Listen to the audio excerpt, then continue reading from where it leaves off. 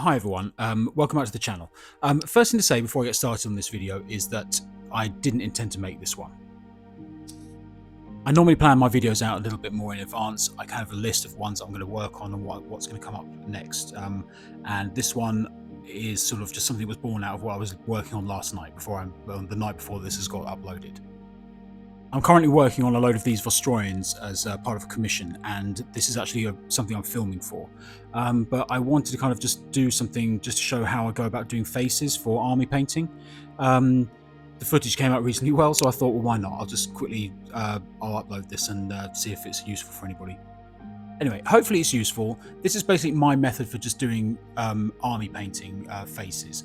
It's a little bit more involved than just kind of using a quick base and shade and highlight, but I think it comes out really well, and it's actually quite easy to do as well. So I thought, why not? As I say, it may be useful for somebody. So the first thing to do, as I've just been doing at this point, is just to kind of do a base coat of Bugman's Glow over the whole face. And I've done a couple of thin coats of that just to make sure that none of the details gets obscured. And then the next step is to start adding some highlights in. What I've done is taken the Bugman's Glow and then mixed a little bit of Cadian flesh tone into that as well. It's not even 50-50, I'd say maybe 2/3 Bugman's Glow. And then all I'm doing with that is layering that up over the skin, but leaving all the deepest recesses untouched. So the Bugman's Glow is still there, and it will just allow those details to start showing up. Now, it's really important to make sure that the paint is thinned enough at this point. You don't want it so thin that it becomes like a wash and it ends up kind of dropping down into some of the recesses. But you also don't want it too thick that it's going to obscure the details. So yeah, if you've not done this before, or if you're new to this, then just practice with that paint until it kind of feels natural. But really what you want to do is have the paint thin enough that it's starting to show the previous layer through the one that you're painting.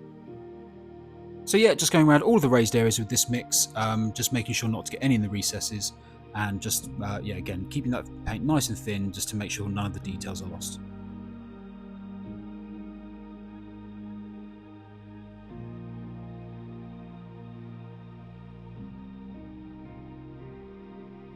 So with that step done, you can now start to see the detail on the face a lot more, which is going to really help with starting putting the highlights up.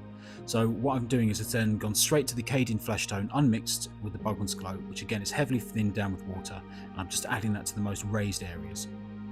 Now again, it's very important that you only have a little bit of paint on the brush. You want to have lots of control here. You don't want this very watered down paint flowing all over the place. So just again, practice if you've not done this sort of thing before. And what I'm doing is putting it on the raised areas, but leaving some of the previous layers showing underneath as well. So I'm not covering the entire thing. I'm just making sure that I'm only really hitting the most raised points.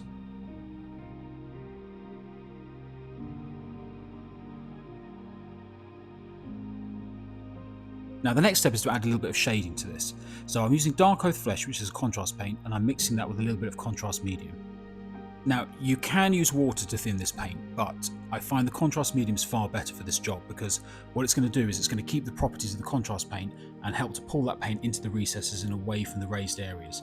So water can work, but this is just better, I think, personally.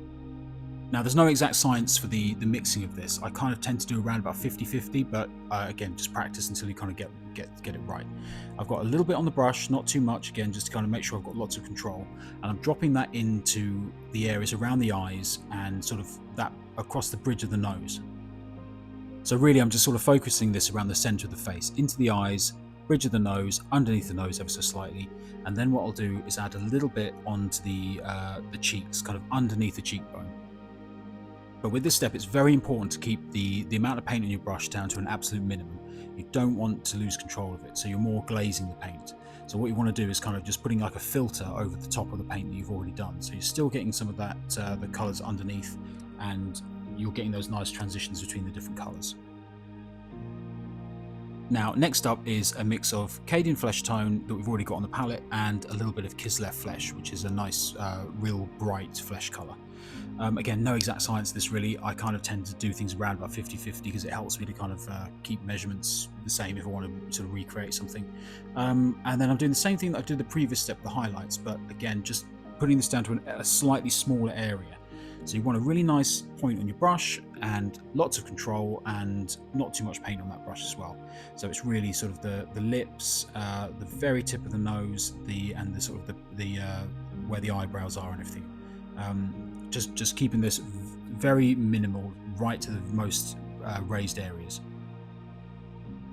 And then the final step for the highlights is just to get some pure Kislev flesh, again really heavily thinned down, and just add this again to the most raised points. So you're not covering up everything you've done in the previous step, but just kind of narrowing that down again towards the center of the face. So really just kind of the very, very tip of the nose and those areas kind of across the eyebrows there.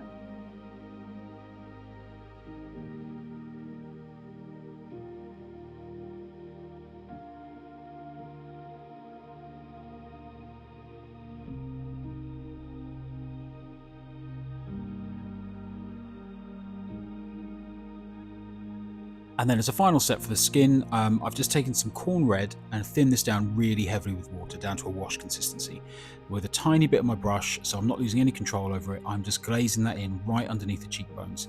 You don't want too much of this because it will end up looking like he's got makeup on, but just having a little bit of this red around there and underneath the bottom lip will just add a little bit of colour to the skin and just make everything just pop a little bit more.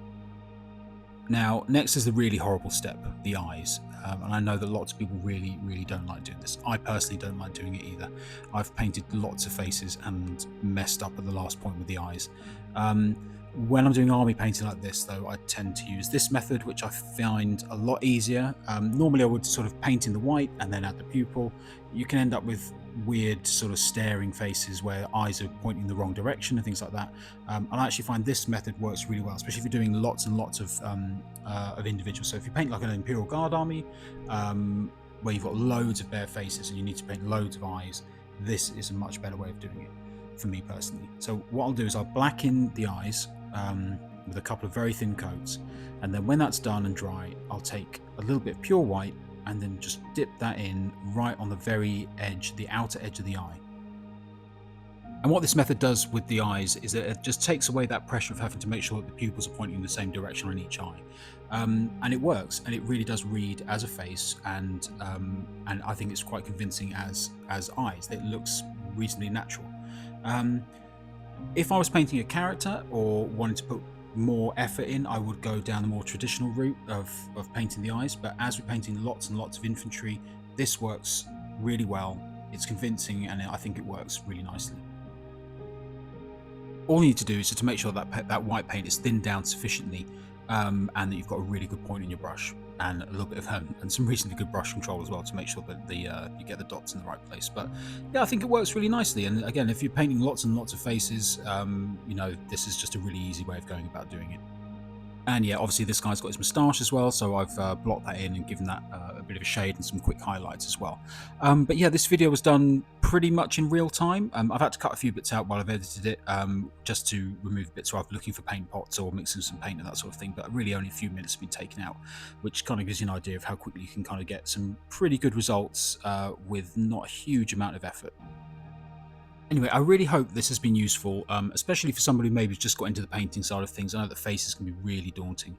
And here's a few examples of some Space Marines that I painted up recently as a commission, using exactly the same method. So, in fact, these are a lot easier because the details are far more defined than on these old metal models. So, but yeah, it just gives you an idea of what you can do.